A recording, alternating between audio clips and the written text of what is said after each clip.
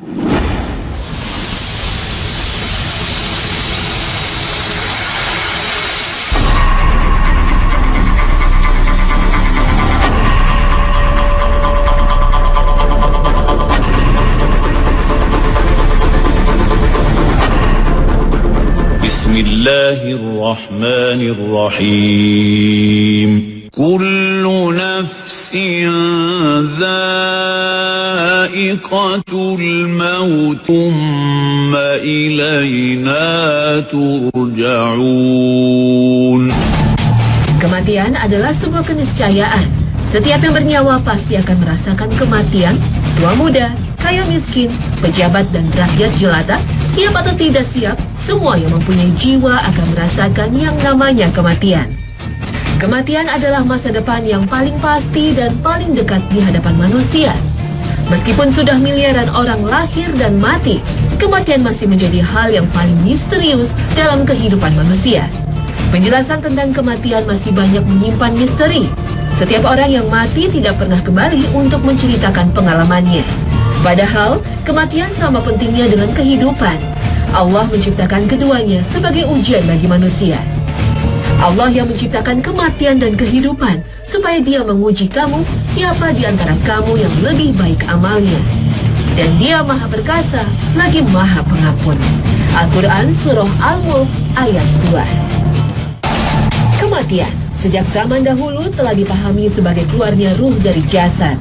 Dengan keluarnya ruh dari jasad, maka saat itulah berakhirnya kehidupan seseorang. Dengan kecanggihan teknologi dan kemajuan sains oleh manusia, ruh masih tetap menjadi misteri. Berbagai pertanyaan tentang ruh tidak pernah selesai diperdebatkan. Bahkan tak sedikit yang mengingkari keberadaannya. Ada juga orang-orang yang divonis mati, tapi kemudian hidup lagi. Apakah ruhnya kembali lagi? Atau apa yang sebenarnya terjadi? Inilah Hasanah, episode Misteri Ruh dan Kematian.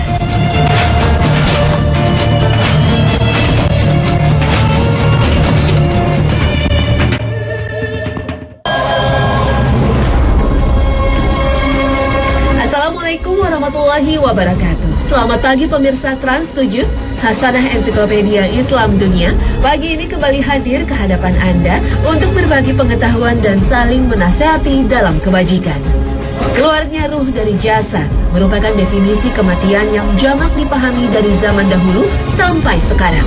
Berbagai agama dan kepercayaan menganut pemahaman ini sampai sekarang. Ajaran Islam tidak menafikan pengertian ini. Bahkan dalam ajaran Islam sendiri, ada malaikat yang memang ditugaskan oleh Allah Subhanahu wa Ta'ala untuk menjalankan tugas ini, yaitu mencabut atau mengeluarkan ruh manusia. Qul yatawaffakum malakul mauti alladhi wukkila bikum thumma ila rabbikum turja'un. Dalam beberapa hadis sahih juga dijelaskan bagaimana proses keluarnya ruh dari jasad atau yang dikenal juga dengan istilah sakratul maut. Proses ini bisa berbeda antara satu manusia dengan yang lain. Mudah atau sulit sangat tergantung dari amalan semasa hidup. Sakratul maut adalah pintu gerbang manusia menuju kematian. Sakratul maut adalah peristiwa yang amat menakutkan karena saat sakratul maut tiba, tak seorang pun dapat membantu dan menolong. Kendati saat kritis itu, istri, suami, sanak saudara dan handai tolan sedang mengelilingi. Manusia akan bergulat sendirian dengan sakratul maut itu di tengah keramaian orang-orang yang dicintai dan disayangi. Semua hanya dapat menatap dengan pandangan mata yang hampa. Saat itulah manusia akan merasakan langsung apakah dia termasuk orang yang telah mempersiapkan kematian atau bukan. Apakah termasuk orang yang siap menghadapi fase kehidupan berikutnya atau bukan. Sakratul maut juga dapat dikatakan sebagai ajang pemanasan menjelang kematian. Karena kematian itu sulit, berat, dan amat sakit, maka diperlukan pemanasan. Di samping itu, sebagaimana kehidupan pertama manusia memerlukan proses dan tahapan, maka kematian juga memerlukan proses dan tahapan agar bisa memasuki alam lain bernama barzah. Sebuah alam yang jauh lebih besar dan sangat berbeda situasi, kondisi dan lingkungannya dengan bumi saat kita hidup di dunia. Sakratul maut adalah sesuatu yang ditakuti manusia. Faktanya, berbagai riset dan upaya telah dilakukan manusia untuk menghindarinya. Seperti menciptakan obat-obatan untuk memperpanjang umur atau membuat alat-alat canggih untuk menghindarkan kematian. Hal tersebut digambarkan Allah dalam firman-Nya. وَجَاءَتْ سَكْرَةُ الْمَوْتِ بِالْحَقِّ ذَلِكَ مَا كُنْتَ مِنْهُ تَحِيدُ. Kematian bukanlah akhir dari segalanya. Sebaliknya, kematian adalah awal dari fase hidup yang baru. Kematian sejatinya adalah proses berpindahnya ruh dari jasad menuju fase hidup berikutnya. Kematian adalah pintu masuk ke alam berikutnya. Pintu masuk menuju alam barzah atau alam kubur yang merupakan pemanasan sebelum hari pembalasan. Manusia memang tidak pernah tahu kapan kematian menjemputnya. Bahkan ketika menyaksikan orang meninggal pun, kita tidak tahu persis kapan ruhnya diambil oleh malaikat maut. Keluarnya ruh atau kematian hanya dapat dikenali dari tanda-tandanya. Tidak ada nafas, detak jantung berhenti, kulit pucat, penurunan suhu tubuh adalah sebagian tanda bahwa kematian telah terjadi. Secara medis, tanda-tanda ini biasanya diamati dengan memeriksa urat nadi yang ada di tangan atau dengan memeriksa detak jantung melalui stetoskop. Dan untuk meyakinkan, biasanya dokter menunggu setengah jam untuk memastikan tidak ada lagi tanda kehidupan. Meskipun manusia telah mati, tapi sel-sel dalam tubuh tidaklah mati sekaligus. Bertahap, apalagi jika organ tersebut dibekukan dengan cairan khusus yang biasanya akan digunakan untuk transpalasi organ. Tanda-tanda kematian tadi menjadi acuan selama berabad-abad untuk menentukan hidup atau matinya manusia. Dan memang itulah yang terjadi pada ratusan juta manusia yang meninggal setiap tahun. Tetapi dengan berkembangnya ilmu kedokteran dan teknologi dalam mempertahankan hidup, pada beberapa kasus, tanda kematian tersebut justru dapat dicegah. Artinya nafas yang berhenti, jantung yang berhenti berdetak, peredaran darah yang berhenti. Semuanya dapat diatasi dengan dibantu dengan peralatan yang canggih. Kasus ini biasanya terjadi pada korban kecelakaan, di mana batang otak mengalami cedera fatal sehingga tidak berfungsi, dan jika batang otak tidak berfungsi, maka dapat dipastikan organ-organ vital yang lain juga akan mati. Sehingga ditemukanlah definisi baru tentang kematian, yaitu matinya batang otak. Dalam beberapa negara, definisi kematian dengan matinya batang otak telah menjadi undang-undang. Artinya seseorang dapat dikatakan mati apabila batang otaknya sudah mati, meskipun organ tubuh lainnya masih berfungsi dengan bantuan peralatan canggih. Atau sebaliknya, seseorang dikatakan belum mati jika batang otaknya masih berfungsi, meskipun terkadang tanda-tanda kehidupan lain tidak terdeteksi. Pada kasus mati suri atau yang dikenal di dunia kedokteran dengan istilah near death experience, inilah kemungkinan yang terjadi. Pengalaman mati suri seringkali terjadi pada beberapa orang yang sedang sekarat. Apa yang sebenarnya terjadi pada saat mati suri? Atau mungkinkah itu hanya perubahan-perubahan kimia dalam otak dan organ indera sebelum kematian? Rata-rata mati suri memiliki ciri-ciri umum tertentu, tapi ada juga yang memiliki pola berbeda. Secara umum, orang mati suri biasanya merasakan perasaan ketenangan, kedamaian, penerimaan kematian, emosional, dan kenyamanan fisik. Kemudian melihat cahaya terang dan tidak menyakitkan. Seseorang yang mati suri merasakan pengalaman keluar dari tubuh dan biasanya bisa melihat orang-orang yang berada di sekeliling tubuhnya. Merasa memasuki alam atau dimensi lain, hal ini biasanya tergantung dari keyakinan dan pengalamannya. Atau merasa berkomunikasi dengan seseorang di luar sana yang seringkali dianggap penjelmaan dari malaikat atau Tuhan. Secara spiritual, seseorang yang mati suri sebenarnya mengalami dan mengingat hal-hal yang terjadi dengan kesadaran, tapi tanpa disertai tubuhnya. Secara medis, proses mati suri sangat kompleks, subjektif, dan emosional. Mekanisme di balik beberapa pengalaman ini adalah cara otak memproses informasi sensori. Apa yang seseorang lihat di sekelilingnya hanyalah jumlah dari semua informasi sensorik yang diterima otak pada saat tertentu. Jika seseorang membayangkan sesuatu saat inderanya tidak berfungsi dengan baik, maka otak akan menerima informasi yang salah. Hal ini kemungkinan disebabkan oleh obat-obatan atau beberapa bentuk trauma yang menyebabkan otak orang tersebut menutup. Beberapa ahli berteori bahwa gangguan saraf atau kelebihan beban informasi yang dikirim ke korteks visual otak menciptakan gambaran cahaya terang yang berangsur-angsur menjadi lebih besar. Otak dapat menafsirkan hal ini sebagai bergerak di terowongan gelap.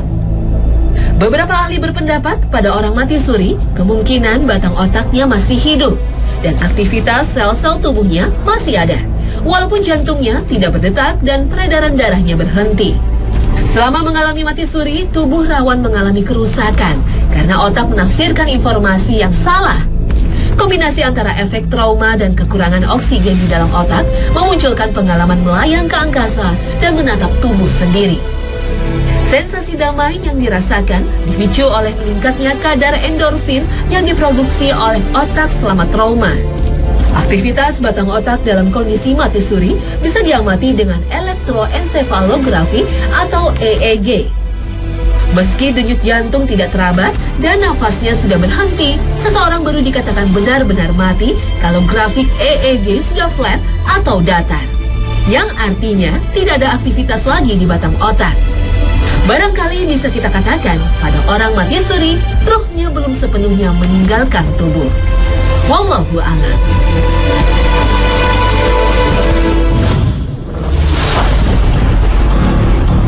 Jika hidup manusia ditentukan oleh keberadaan ruh, maka ruh adalah kehidupan. Tubuh akan hidup jika mempunyai ruh. Apabila ruh telah dicabut, maka saat itulah kematian. Menurut para ulama, ruh adalah zat yang berdiri sendiri. Ruh dapat merasakan kesenangan dan siksaan. Ruh bukanlah jasad, dan ruh juga bukan bagian dari jasad. Ruh dapat naik, turun, dan keluar dari jasad. Ruh tidak menempati bagian tertentu dari jasad, tapi keberadaannya menyebar di seluruh tubuh. Banyak kasus kematian di dunia ini yang tidak teridentifikasi penyebabnya. Padahal seluruh organ tubuh berfungsi dengan baik, tidak ada riwayat penyakit, tidak ada kecelakaan. Tapi kemudian meninggal. Pertanyaannya, apa yang hilang dari orang yang meninggal tersebut? Yang hilang adalah kehidupan. Dalam bahasa agama disebut ruh. Manusia merasakan kematian ketika ruhnya dicabut dan meninggalkan jasad. Ruh orang yang beriman akan dicabut oleh malaikat maut semudah mengeluarkan air dari teko. Ruh ini kemudian diambil oleh para malaikat dan diletakkan di sebuah kain kafan yang wangi. Dan dari ruh tersebut keluarlah bau harum yang paling wangi di bumi. Ruh ini kemudian naik ke langit dan ketika sampai di hadapan Allah, Allah memerintahkan agar hambanya ini dicatat di Ilyin, yaitu tempat dicatatnya amalan orang-orang beriman. Kemudian ruh ini dikembalikan ke bumi ke dalam jasad. Dan segera setelah itu ia didatangi oleh malaikat. Dan ruh ini menjawab pertanyaan malaikat dengan lancar. Ruh orang baik ini pun ditemani oleh sesosok yang berwajah baik, pakaian indah, dan bau yang harum. Inilah penjelmaan dari amal solehnya semasa di dunia. Kuburnya dilapangkan dan hamparan surga menjadi hiburan bagi ruh ini. Sehingga ruh orang beriman ini sangat ingin agar hari kiamat disegerakan sehingga ia bisa segera menuju surga. Adapun ruh orang durhaka kepada Allah, maka malaikat mencabut ruhnya dengan penuh amarah. Ruhnya pun keluar dengan susah payah dan kesakitan yang sangat. Seperti mencabut kayu berduri dari tumpukan wol, tersendat dan pasti merusak wol tersebut. Ruh ini juga mengeluarkan bau yang sangat busuk. Ketika dibawa ke langit, pintu langit tertutup untuknya. Ia dikembalikan ke bumi dan amalannya dicatat dalam sijin atau tempat dicatatnya amalan orang durhaka.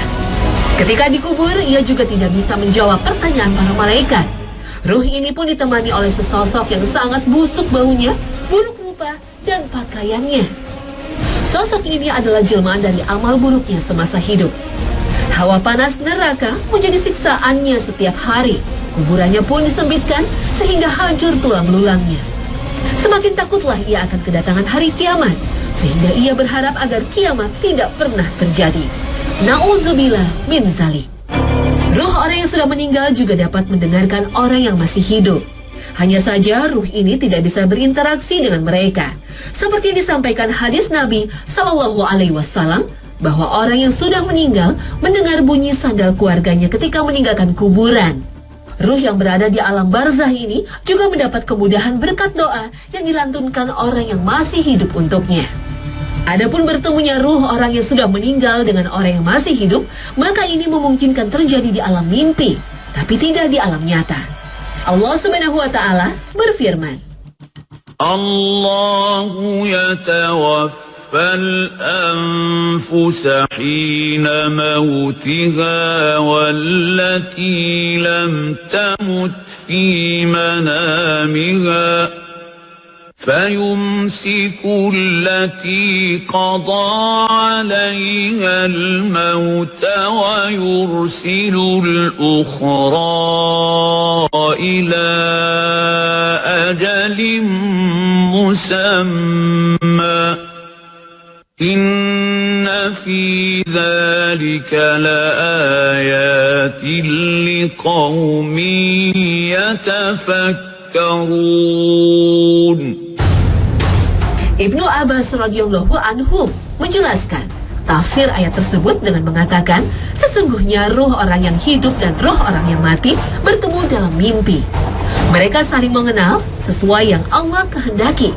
Ketika masing-masing hendak kembali ke jasadnya, Allah menahan ruh orang yang sudah mati di sisinya, dan Allah melepaskan ruh orang yang masih hidup ke jasadnya. Salah seorang sahabat Rasulullah Shallallahu Alaihi Wasallam juga pernah mengalami kejadian ini. Sabit bin Qais, demikian nama sahabat ini. Peristiwa ini terjadi ketika perang Yamamah, yaitu perang menghadapi nabi palsu Musailamah Al-Kadzab yang terjadi di zaman Abu Bakar As-Siddiq. Dalam peperangan itu, Sabit termasuk sahabat yang mati syahid. Ketika itu, Sabit memakai baju besi yang cukup bernilai tinggi. Sampai akhirnya lewatlah seseorang yang menemukan jasad Sabit. Orang ini mengambil baju besi Sabit dan membawanya pulang. Setelah peristiwa ini, ada salah seorang mukmin yang bermimpi. Dia didatangi Sabit bin Qais dan berpesan kepadanya agar menyampaikan kepada Khalid bin Walid radhiyallahu anhu, panglima ketika itu, untuk mengambil baju besinya pada orang yang telah mengambil tadi. Dalam mimpi itu, Sabit juga menyebutkan secara jelas alamat orang tersebut dan ciri-cirinya. Sabit juga menjelaskan detail tempat orang tersebut meletakkan baju besi yang diambilnya dari Sabit. Setelah bangun, orang ini pun menemui Khalid bin Walid dan menyampaikan kisah mimpinya bertemu Sabit. Sang panglima Khalid bin Walid mengutus beberapa orang untuk mengambil baju besi itu, dan mereka mendapatkan baju besi tersebut persis di tempat yang diceritakan Sabit dalam mimpinya.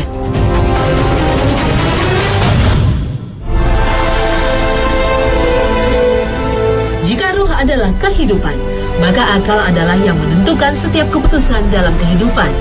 Imam Al-Ghazali mengatakan bahwa akal adalah sifat yang membuat manusia berbeda dari binatang. Akal yang membuat manusia dapat belajar dan menerima pengetahuan dan menciptakan hal-hal yang luar biasa. Akal ibarat mata. Mata tidak akan melihat jika tidak ada penerangan. Maka cahaya Allah yang terkandung dalam Al-Quran dan hadis Nabi adalah matahari yang menerangi, sehingga akal bisa melihat. Dengan tuntunan Al-Quran dan hadis, akal akan melihat dengan kebenaran. Jika hanya bermodalkan akal saja, maka manusia akan selalu dilanda kebutaan seumur hidupnya. Selama ini, para ilmuwan barat berasumsi bahwa otaklah yang mengeluarkan perintah dan mengirim informasi ke jantung. Otak yang berada di kepala adalah pusat akal yang menentukan segala fungsi pada tubuh manusia. Tetapi penelitian beberapa tahun belakangan yang dilakukan oleh Institute of Hirmet dan organisasi lainnya menyimpulkan hal yang berbeda. Bahwa jantung juga memiliki sebuah otak. Otak jantung ini terhubung dengan otak yang ada di kepala. Dan ternyata jantung dan otak bekerja dua arah. Jantung dan kepala berkomunikasi melalui sejumlah jalur.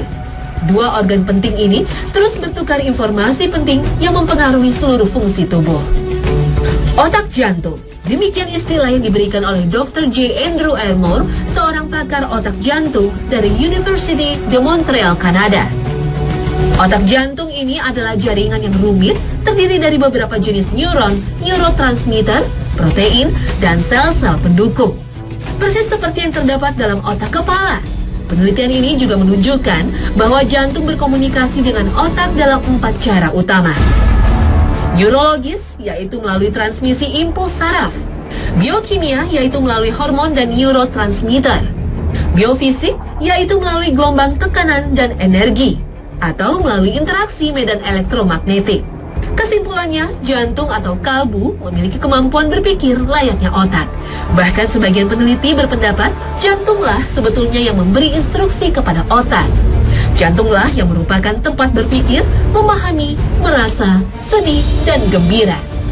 Kesimpulan ini diperkuat dengan fakta yang terjadi dalam beberapa kasus transplantasi jantung, di mana si penerima donor mengalami perubahan pada beberapa sifat dan perilaku, dan setelah dikonfirmasi ke keluarga pendonor, ternyata sifat dan perilaku tersebut persis seperti sifat dan perilaku pendonor semasa hidupnya. Koran Washington Post pernah melakukan investigasi terkait hal ini pada tahun 2007.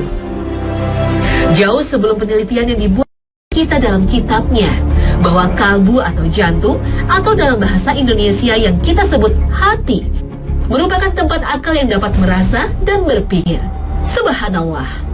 أفلم يسيروا في الأرض فإنها لا تعمى الأبصار ولكن تعمى القلوب التي في الصدور. Pemirsa, perdebatan tentang ruh dan kematian merupakan hal yang tidak akan ada ujungnya. Jika hanya mengandalkan akal manusia yang terbatas, maka akan selalu ada kontroversi.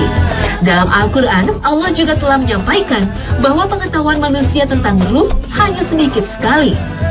Dan mereka bertanya kepadamu tentang ruh. Katakanlah, ruh itu termasuk urusan Tuhanku, dan tidaklah kamu diberi pengetahuan melainkan sedikit. Al-Quran Surah Al-Isra ayat 85. Tentu, ayat di atas bukanlah larangan bagi kita untuk mempelajari ruh, apalagi jika tujuannya untuk menambah keimanan kepada Allah Subhanahu wa Ta'ala. Pemirsa Hasanah, semoga tayangan ini bisa memberi sedikit informasi bagi kita tentang ruh dan kematian, dan semoga kita menjadi orang yang serius merancang dan mempersiapkannya. Amin ya Rabbal Alamin. Terima kasih atas perhatian Anda, dan wassalamualaikum warahmatullahi wabarakatuh.